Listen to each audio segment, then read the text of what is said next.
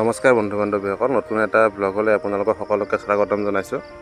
আজি এই ব্লগটোত আপোনালোকে কিছুমান কথা শিকিবলৈ পাব। কিছুমান মানুহক যিহেতু ভাল পায়, কিছুমান মানুহে কাৰোবাক বেয়া পাব পাৰে। সকলো মানুহক ভাল নাপায়, সেই এটা কথা।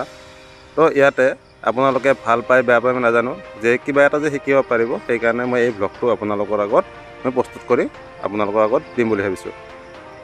তো আমি আহি পালোঁ মৰনৈ যিটো ইণ্ডাষ্ট্ৰি আছে, এই ইণ্ডাষ্ট্ৰিটোৰ ভিতৰত বহুতকেইটা কোম্পানী আছে। এতিয়া আমি আহি পালোঁ সোণাপুৰ। আপোনালোকে যদি মাটিয়াৰ পৰা দুধনৈ মাটিয়া অভিমুখে যদি গোৱালপাৰা আহে, তেতিয়াহ'লে এই ৰাস্তাখিনি আপোনালোকে দেখিবলৈ পাব। তো ইয়াতে আমি আহি পালোঁ গোৱালপাৰা বিহু ফিল্ড। ইয়াতে মানুহৰ লানি নিচিঙা এটা সোঁত বৈছে ইয়াতে, যিহেতু পংকজ পাঠক ডাঙৰীয়া প্ৰথমবাৰৰ কাৰণে গোৱালপাৰাত আহি আছে। তো সকলোৱে ধুনীয়াকৈ ইয়াতে নিজৰ আসনটো ৰাখিবৰ কাৰণে আপোনালোকে নিজৰ চেণ্ডেলবিলাক ইয়াতে থৈ দিছে। আপোনালোকে দেখাই পাইছে এইটো কথা।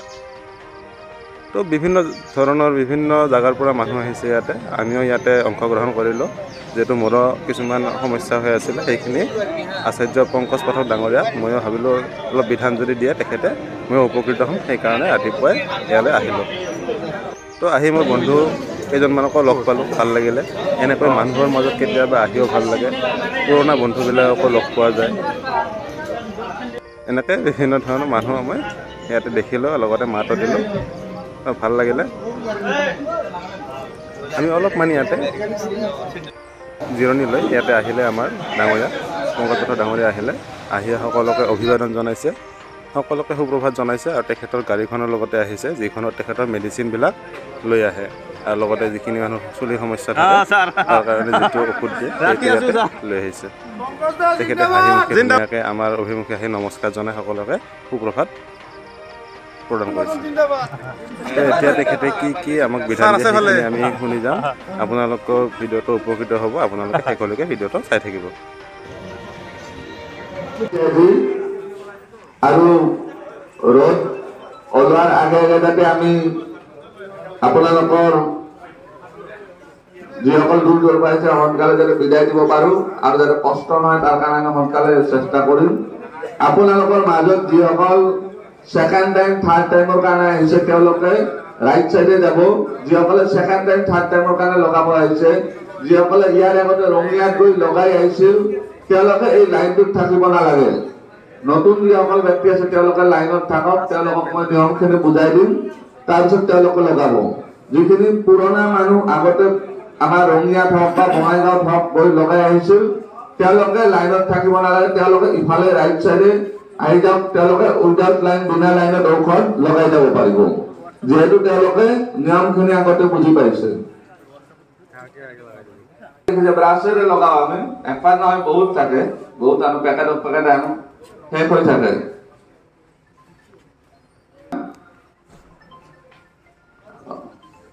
বহুতে বুজি পাইছে কোৱাৰ আগত। এইবাৰ বৰ্তমান অসমত বজাৰত নোপোৱা হৈ গৈছে।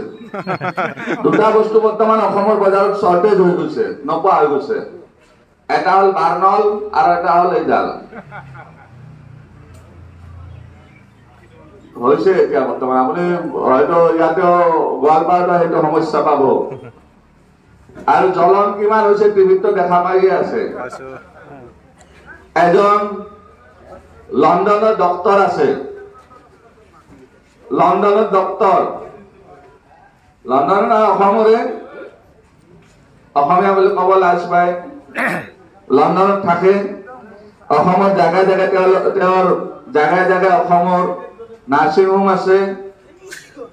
আৰু তেওঁ এটা মানে মোক জেলত পঠোৱাৰ কাৰণে পণ লৈছে বোলে। পংকজ পাঠক বোলে জেলত পঠাব, তেওঁ এটা মানে সংকল্প লৈছে বুলি শুনা পালো।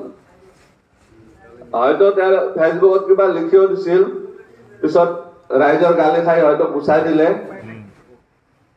একো নাই, মই কৈছো ঠিকে আছে, তেওঁ পাৱাৰফুল মানুহ হয়, আপোনালোকে জানে, মই নাম নলওঁ, চবে জানে।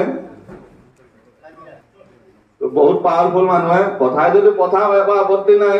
এতিয়া হয়তো অসমত 50% মানুহে চিনি পাইছে, 50% নাপাবও পাৰে। একবাৰ জেলৰ পৰা অহাৰ পিছতো 100% চিনি পাব। কিবা চিন্তা আছে নেকি? আমি আছো স্যার, মইতো একো চিন্তাই নকৰো। নেক্সট টাইম হ'ব কি হ'ব, একো কৰিব নোৱাৰে। ইয়াৰ পিছত যদি কোনোবা কিবা বেছি যদি অসমত অসুবিধা পাওঁ, চাৰিওফালে বৰ্ডাৰ ষ্টেটবিলাক আছেই।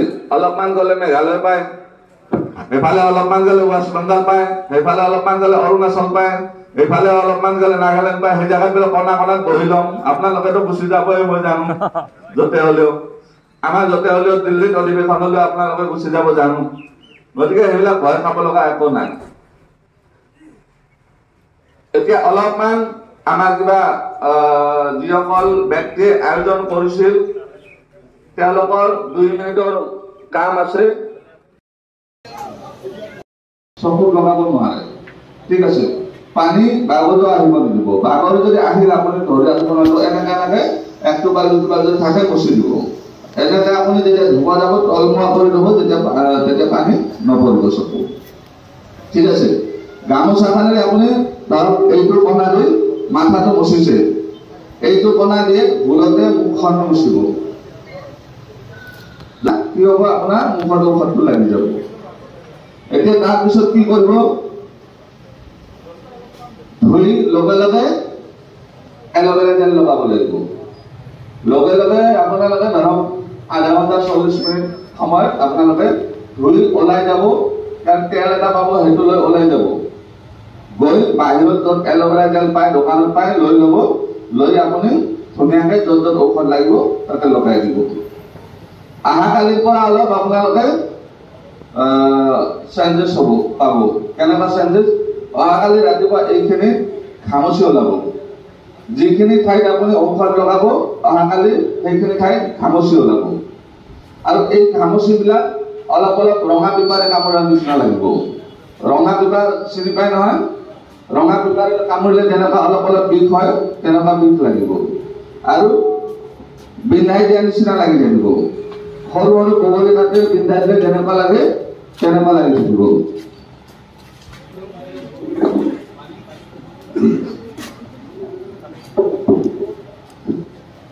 তাৰপিছত কি কৰিব আপোনালোকে, দিনত 2-3 বাৰ এল'ভেৰা জেলটো লগাই থাকিব।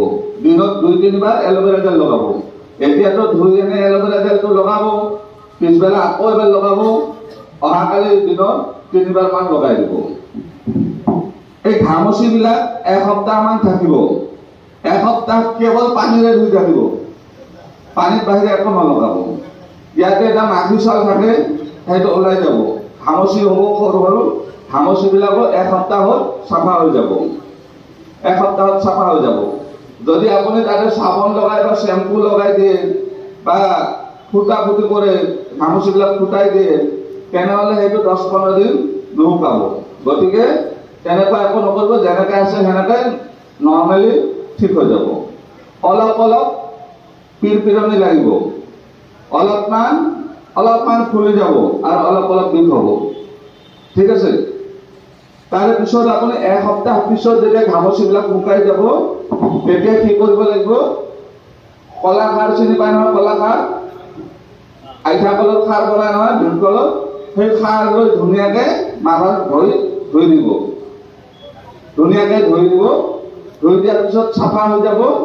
এসপ্তাহ পিছত ৰাতি এই তেলটো যিটো লৈ যাব কৈছো, তেলটো এসপ্তাহ পিছত ৰাতি ৰাতি লগাব। এসপ্তাহ পিছৰ পৰা আপোনালোকে কণ্টিনিউ 15 দিন বা 20 দিন, আমি যেতিয়া নেক্সট টাইমলৈকে আহোঁ কণ্টিনিউ লগাই থাকিব। তাৰপিছত যিদিনা আপোনাৰ 15 দিন হ'ব, 15 দিন হোৱাৰ পিছত আপোনালোকে ৰিঠা আৰু চিকাকাই লেপ দিব লাগিব। ৰিঠা চিকাকাই চিনি পায় নহয়? বহুতে নাপায়। ৰিঠা আৰু চিকাকাই চুলিৰ ঔষধ হয়, বহুতে চিনি নাপায়। ইয়াতে আমাৰ সৰু পেকেট আছে, বা 40-50 টকামান ল'ব পাৰে। আপোনালোকে সেই পেকেটটো কি কৰিব, তাৰে 1 চামুচ আগদিনা গৰম পানীত গুলি থৈ দিব, বতা কৰি গুলি থৈ দিব। পিছদিনা মানে 15 দিন পিছত ৰাতিপুৱা মূৰত লগাই, ৰবিবাৰ এটা চাব, ৰাতিপুৱা মূৰত লগাই 1 ঘণ্টা-1.5 ঘণ্টা ৰাখি ধুনীয়াকৈ ধুই দিব, ঠিক আছে। 15 দিন পিছত আপোনাৰ এনেকুৱা লাগিব, এনেকৈ যদি দিয়ে, য'ত য'ত চুলি নাছিল কাটা কাটা বিন্ধা যেন লাগিব। য'ত য'ত চুলি নাই সেইবিলাক জেগাত টাইটে বিন্ধা নিচিনা লাগিব। আৰু আপুনি যদি শ্বেম্পু লগায় বা চাবোন লগায়, সেই যিবিলাক চুলি আহিব ধৰে সেইবিলাকো গুচি যাব। ক্লিয়াৰ? গতিকে চাবোন চাকু একদম নলগাব। ইয়াৰ পিছত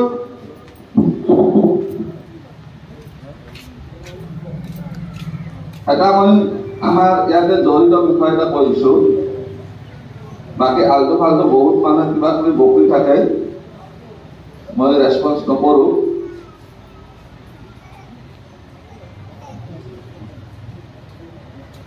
এটা আপোনালোকে ফেচবুক পোষ্ট আজি কিছুদিন আগতে 5-6 দিন মান আগতে বহুতে পঢ়িছে, বহুতে সেইটো শুনিছে, বুজি পাইছে।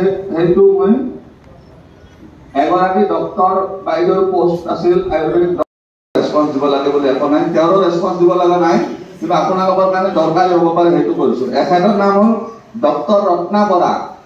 বহুতে এই পোষ্টটো দেখিছে আৰু বহুতে তেওঁক গালি পাৰিছে। তাৰপিছত 4,000 মান গালি কৰাৰ পিছত পোষ্টটো ডিলিট কৰি দিছে। তাৰপিছত মাফ খুজি আনে পৰহি ফেচবুকত লিখিছে, মই পংকজ পাঠকক আজি 8-10 বছৰ পৰা ছাপৰ্ট কৰি আছো, পংকজ পাঠকৰ বহুত ডাঙৰ ফেন হয় মই, আৰু কিবা এটা অসুবিধা হলে পংকজ পাঠকক ফোন কৰো, এনেকে লেখি আনে তেওঁ পৰহি মাফ খুজিছে। তেওঁ লিখিছে কি, আচাৰ্য সুশ্ৰুতৰ বৈকৃতা কহম কৰ্মৰ অন্তৰ্গত লোম সংস্ক্ৰমণ বিধি, এই বিধিটো অনুসৰি শৰীৰৰ যিকোনো ঠাইতে চুলি গজাব পাৰি।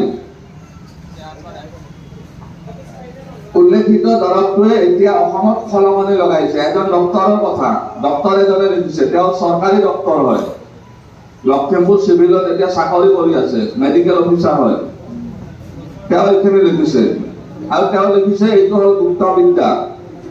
তাৰপিছত লিখিছে, মই জানো আৰু এই বিদ্যাটো সকলো আয়ুৰ্বেদিক ডক্টৰে জানে। তেওঁ জানে বুলি লিখিছে আৰু সকলো আয়ুৰ্বেদিক ডক্টৰে জানে বুলি লিখিছে। মোৰ একো আপত্তি নাই জানাত, পাব্লিকৰ আপত্তি আছে। জানিছিলা যদি ইমান দিন ক'ত লুকাই আছে? আপোনালোকক সেই নিয়মখিনি বুজাই দিম।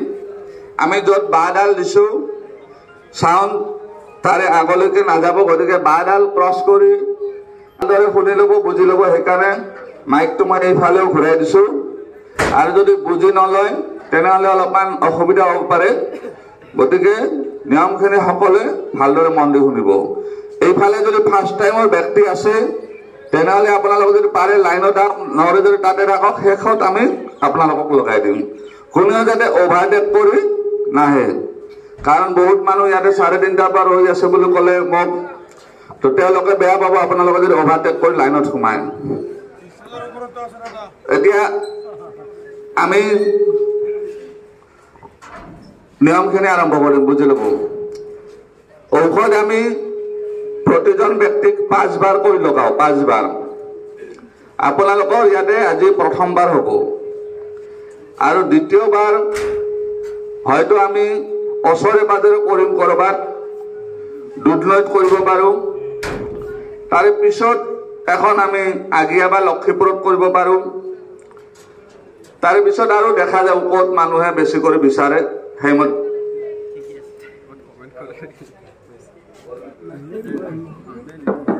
ক'ত কেম্প হয় আপোনালোকে ফেচবুকৰ মাধ্যমেৰে গম পাই যাব, সেইমতে আপোনালোকে তাতে গুচি যাব। আৰু নেক্সট টাইম যেতিয়া আপোনালোকে আহিব তেতিয়া আকৌ লাইন লগাব এনেকৈ নালাগে থাকিব, তেতিয়া বিনা লাইন যাব পাৰিব। আপোনালোকে তাৰিখ এটা মনত ৰাখিব, 6 তাৰিখ, 6 আগষ্ট। 6 আগষ্টত আমি গোৱালপাৰাত আহিম, আকৌ আমাৰ অধিৱেশন হ'ব। এতিয়া কেম্প বুলি ক'লে ভুল হৈ যাব। কেম্প বুলি ক'লে 10-12 জন মানুহ কৰবাত আহিছে বুলি ঠিকে আছে। এতিয়া যদি 1000 মানুহ হৈ যায় অধিৱেশন বুলি ক'ব লাগিব নহয়, শব্দটো ভুল হৈ যাব। সেইকাৰণে অধিৱেশন বুলি ধৰি ল'ব আপোনালোকে। আৰু মই অধিৱেশন বুলি ক'লে আপোনালোকে বুজি পাব আমাকে মাতিছে। আমি নিজৰ কনচেপ্ট নিজে চেঞ্জ কৰিব লাগিব, নিজে চেঞ্জ কৰিব লাগিব। সেইকাৰণে বেলেগে দিয়া উপাধি আমি নলওঁ নহয়, নিজৰ যি উপাধি আছে বংশানুক্ৰমে সেয়ে ল'ম। 6 আগষ্টত নেক্সট কেম্প দুধনৈ হোৱাৰ সম্ভাৱনা আছে 6 আগষ্টটো ফিক্স হয় মনত ৰাখিব কিন্তু ক'ত হয় প্লেচটো আমি যেতিয়া চাম যে এইডোখৰ সুবিধাজনক জাগা তেতিয়া আমি তাতে কৰিম যদি কিবা সুবিধাজনক নহয় এনেকুৱা ফিল্ড হলে সুবিধা হয় যদি সুবিধাজনক জাগা নহয় তেনেহলে আপোনালোকে প্লেচটো মই ফেসবুকত দিম সেইমতে গুচি যাব এতিয়া প্ৰথমবাৰ লগোৱাৰ পিছত এনে কমসে কম 15 দিন ৰব লাগে কিন্তু আমাৰ হাতত সময় বহুত কম গোটেই অসমত মিটিং কৰি থাকিব লগা হৈছে 15 দিনত কৰিলে আমাৰ একদম টাইমে নিমিলে এটা অঞ্চলতে থাকিব লগা হয় এতিয়া নামনিৰ ফালে যদি আহো 15 দিনৰ মূৰে মূৰে আজিৰ পৰা যদি 15 দিন পিছত আহো তেতিয়াহলে মিলাব নোৱাৰিম কোনো ফালে ইয়াতে ধৰক কোকৰাঝাৰ গোৱালপাৰা বৰপেটা ধুবুৰী বঙাইগাঁও এইখিনি জায়গা গোটেইখিনি মিলোৱাৰ কাৰণে সময় নহব সেইকাৰণে আমি এমাহ পিছুৱাই দিছো এমাহ ধৰি লৈছো তো আপোনালোকে 6 আগষ্টত আহি যাব এতিয়া ঔষধটো লগা নিয়মটো কৈছো আপোনালোকে যেতিয়া ঔষধটো লগাব আহিব দুটা লাইন দেখিছে ইয়াৰ পিছত আৰু আমি আমাৰ 4 জন ল'ৰা হ'ব 4টা লাইন কৰিম আমি মাজতে ভাগ কৰি লৈ আহিম তেওঁলোকক সন্মুখত তো ঔষধটো লগাব যেতিয়া বহিব আপুনি মূৰৰ পৰা গামোচাখন খুলি ল'ব খুলি লৈ কেনেকৈ ল'ব মোক চাই ল'ব গামোচাখন কেনেকৈ বান্ধিব লাগিব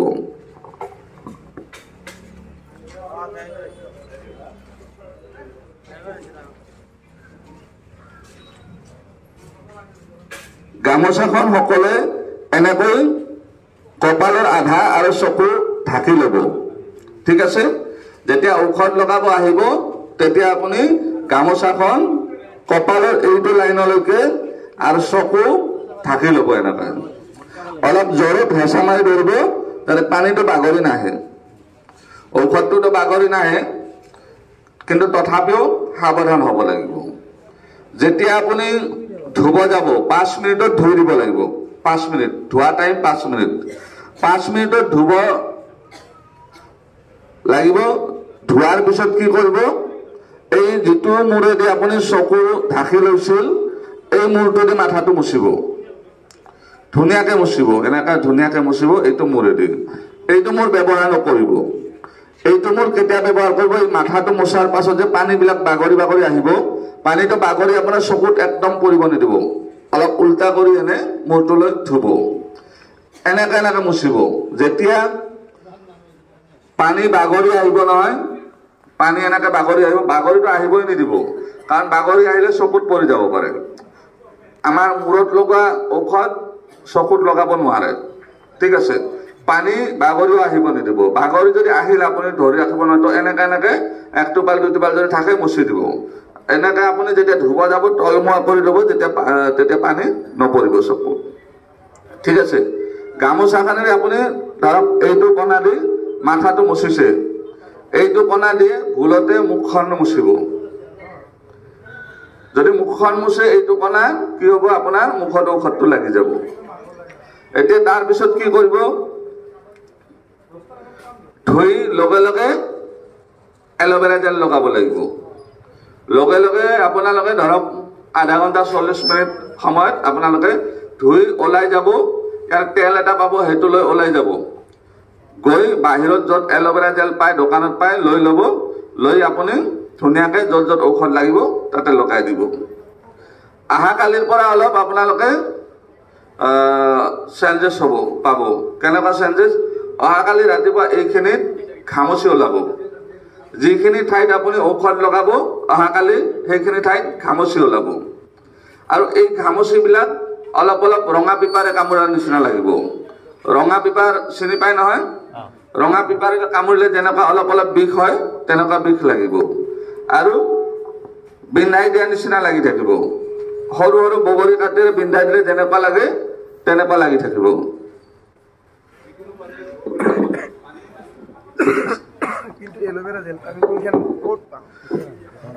তাৰ পিছত কি কৰিব আপোনালোকে দিনত 2-3 বাৰ এলোভেৰা জেলটো লগাই থাকিব দিনত 2-3 বাৰ এলোভেৰা জেল লগাব এতিয়াতো ধুই এনে এলোভেৰা জেলটো লগাব পিছবেলা আকৌ এবাৰ লগাব অহা কালি দিনত 3 বাৰ মান লগাই দিব এই ঘামচিবিলাক এসপ্তাহমান থাকিব।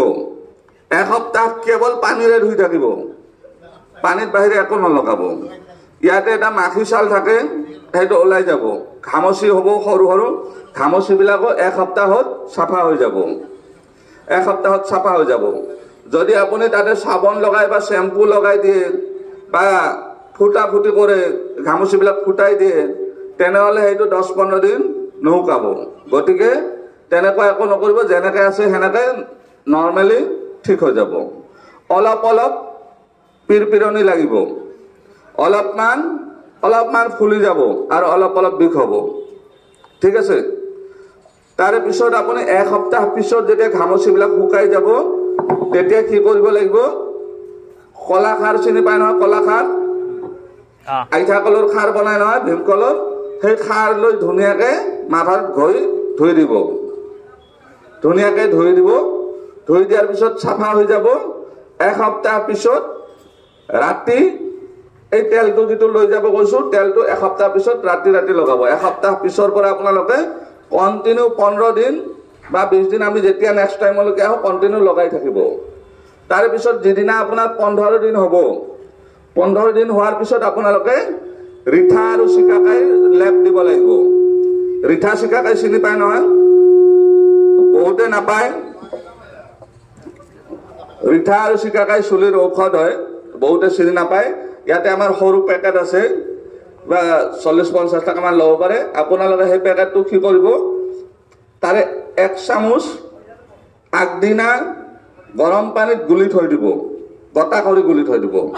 পিছদিনা মানে 15 দিন পিছত ৰাতিপুৱা মূৰত লগাই, ৰবিবাৰ এটা চাব, ৰাতিপুৱা মূৰত লগাই 1 ঘণ্টা-1.5 ঘণ্টা ৰাখি ধুনীয়াকৈ ধুই দিব। ঠিক আছে? 15 দিন পিছত আপোনাৰ এনেকুৱা লাগিব, এনেকৈ যদি দেই, য'ত য'ত চুলি নাছিল কাটা কাটা বিন্ধা যেন লাগিব। য'ত য'ত চুলি নাই সেইবিলাক জেগাত কাইতে বিন্ধা নিচিনা লাগিব।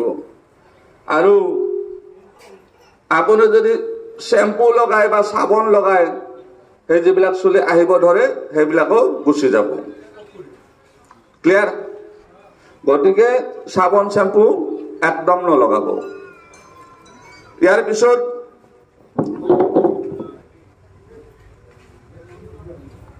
বাকী আল্টু ফাল্টু বহুত মানুহে কিবা কিবি বকি থাকে, মই ৰেছপন্স নকৰোঁ।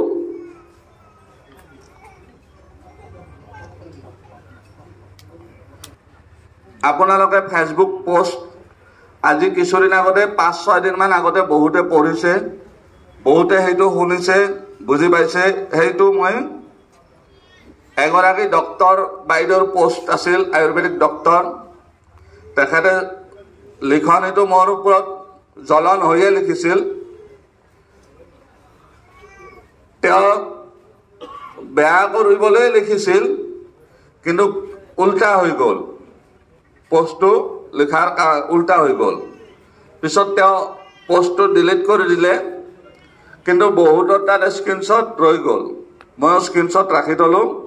তো সেই পোষ্টটো আপোনালোকক শুনাই আছোঁ, আপোনালোকে ভালকৈ শুনি ল'ব। সেইটো দৰকাৰী পোষ্ট হয়। বাকী আল্টু ফাল্টু বহুতৰ বহুত থাকে, সেইবিলাক নকওঁ।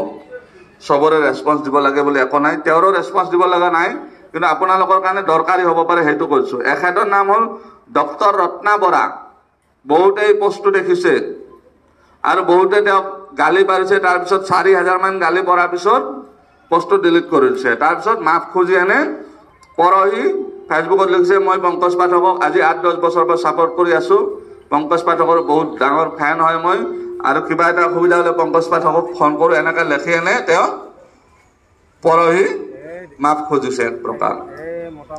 এওঁ লিখিছে কি, আচাৰ্য সুশ্ৰুতৰ বৈকৃতাপহম কৰ্মৰ অন্তৰ্গত লোম সংস্ক্ৰমণ বিধি, এই বিধিটো অনুসৰি শৰীৰৰ যিকোনো ঠাইতে চুলি গজাব পাৰি। উল্লেখিত দৰৱটোৱে এতিয়া অসমত খলকনি লগাইছে। এজন ডক্তৰৰ কথা, ডক্তৰ এজনে লিখিছে, তেওঁ চৰকাৰী ডক্তৰ হয়, লখিমপুৰ চিভিলত এতিয়া চাকৰি কৰি আছে, মেডিকেল অফিচাৰ হয়। তেওঁ এইখিনি লিখিছে, আৰু তেওঁ লিখিছে এইটো হ'ল গুপ্ত বিদ্যা। তাৰপিছত লিখিছে, মই জানো আৰু এই বিদ্যাটো সকলো আয়ুৰ্বেদিক ডক্তৰে জানে। তেওঁ জানে বুলি লিখিছে আৰু সকলো আয়ুৰ্বেদিক ডক্টৰে জানে বুলি লিখিছে। মোৰ একো আপত্তি নাই জানাত, পাব্লিকৰ আপত্তি আছে। জানিছিলা যদি ইমান দিন ক'ত লুকাই আছিলা? তাৰপিছত তেওঁ লিখিছে আমি ব্যৱসায় কৰিব নাজানো, আমি ব্যৱসায় কৰিব নাজানো, ব্যৱসায়ত আমি বৰ কেঁচা, চুলি গজিব কিন্তু পাছত সৰি যোৱাৰ সম্ভাৱনা আছে, মাজে মাজে কৰি থাকিব লাগিব, চাওচোন ৰাইজৰ ফলাফল কি হয়। তাৰপিছত লিখিছে ইনগ্ৰেডিয়েণ্টবোৰো এটা বহুত বেছি দামী, ব্যক্তিগতভাৱে বনাবলৈ বহুত কঠিন। এজনে কমেণ্ট কৰিছে তলত যে বাইদেউ আমি 20 জন মানুহ আছো, লগালে কিমান খৰচ হ'ব? তেওঁ কমেণ্ট কৰি কৈছে যদি 20 জন মানুহৰ ঔষধ বনোৱা হয় তেনেহ'লে 6 লাখ টকা খৰচ হ'ব। 20 জন মানুহৰ ঔষধ লগালে 6 লাখ টকা খৰচ হ'ব। হ'ব পাৰে আয়ুৰ্বেদিকৰ নামত ইজৰাইলৰ পৰা ঔষধ লৈ আনি ইয়াতে বিক্ৰী কৰিলে। মানুহে আৰু নাজানে নেকি বৰ্তমান কি চলি আছে দেশত। মই একো ৰিপ্লাই দিয়া নাই আৰু মানুহে তাতে ৰিপ্লাই কৰি আছে, মই অলপ চলপ কমেণ্ট চাইছো। ইয়াতে বেলেগ একো সমস্যা নাই। মই আজি আপোনালোকক কৈছো ইয়াতে আজি কমচে কম নহ'লেও 6-7 হাজাৰ মানুহ আহিব। 12টালৈকে মানুহ আহি থাকিব, ৰাতিপুৱা ইমান ভিৰ, পাছত কমি যাব কিন্তু আহি থাকিব। এই 6-7 হাজাৰ মানুহ আহিব, এইসকলৰ যদি মই টিকেটৰ ব্যৱস্থা কৰিলো হয় কিমান টকা আহিল হয় মোৰ তাতে, হয় না? কাৰোবাৰতো আমি 1 টকা লোৱা নাই, কাকো কোৱাও নাই। আমাৰ সন্মানীয় ব্যক্তিসকলে যি মঞ্চত বহি আছে তেওঁলোকে এইখিনি এৰেঞ্জমেণ্ট কৰি দিছে, তাতে আমি খুশ।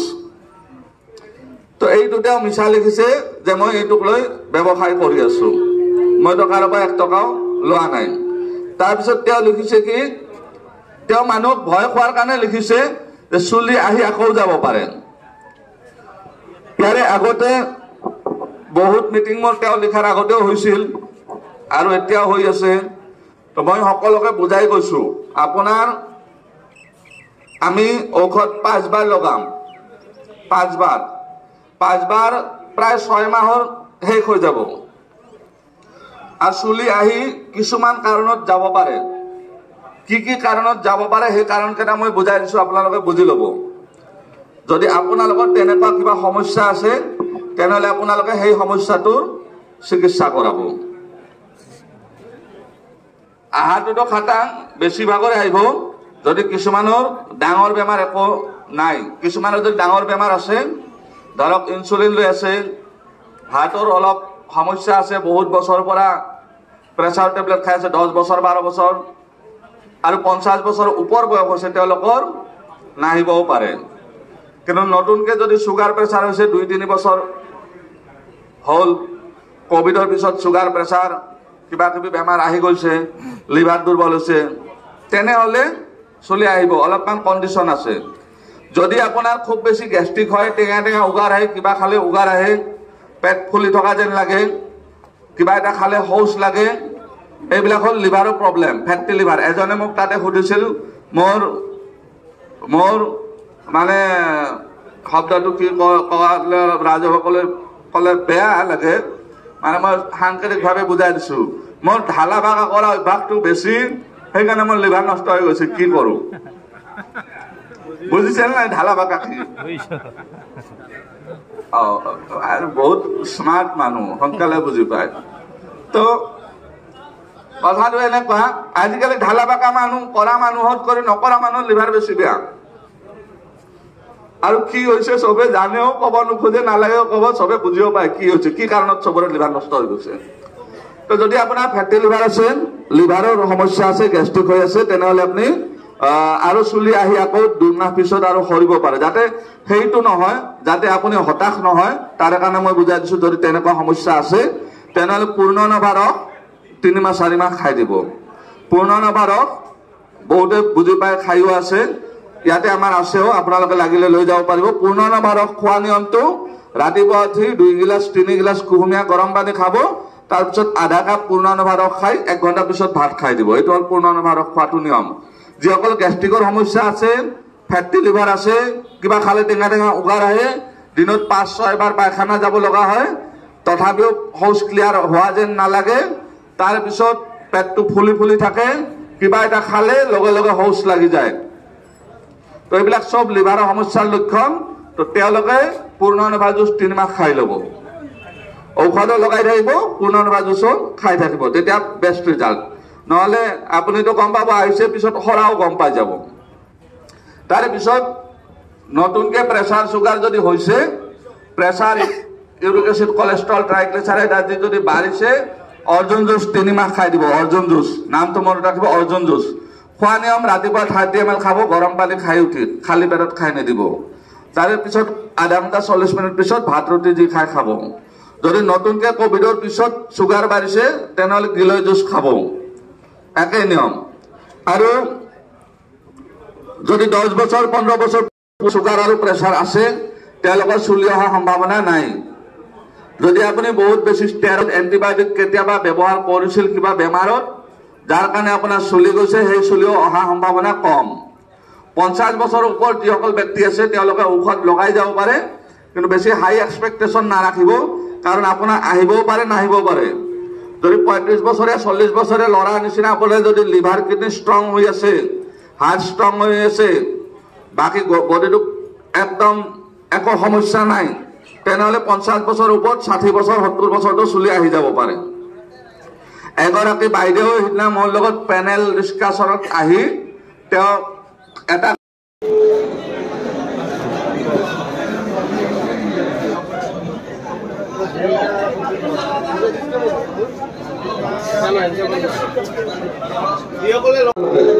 পিছফালৰ পৰা নাহিব, পিছফালে ৰৈ দিয়ক, এইখিনি মিলাই আছো আমি। আৰু সিফালে যাওক, আৰু সিফালে যাওক, হ'ব হ'ব হ'ব। লগে লগে ঘৰত গৈ এল'ভেৰা জেল লগাব, য'তে পাই দোকানত এল'ভেৰা জেলটো লগাই দিব। খোৱাৰ সময়ত ভালকে দিব, 1 টোপা পানী চকুত নেপেলাব কোনেও। পানী 1 টোপালো কাৰো যাতে চকুত নপৰে। আপোনালোকে সকলো মন দিব, আপোনালোকৰ বটলবিলাক অ'ত পেলাই নথব, য'ত গৈ তাৰে ওচৰতে এক ঠাইত ঠিক কৰি বটলখিনি থব, নহ'লে আমি অ'ৰ পৰা এটা তোৰ পৰা এটা বুটলি আনিব লাগিলে গোটেই দিনটো থাকিব লাগিব ইয়াতে। কালি ৰাতিপুৱা অহাকালি ৰাতিপুৱা কোকৰাঝাৰত আছে, তো সেইকাৰণে আমি ইখন শেষ কৰি থকাতকে দৌৰিব লাগিব, ৰাতিপুৱা যাতে কোকৰাঝাৰত কৰিব পাৰোঁ। এইফালে নহয় বেয়া হ'ব।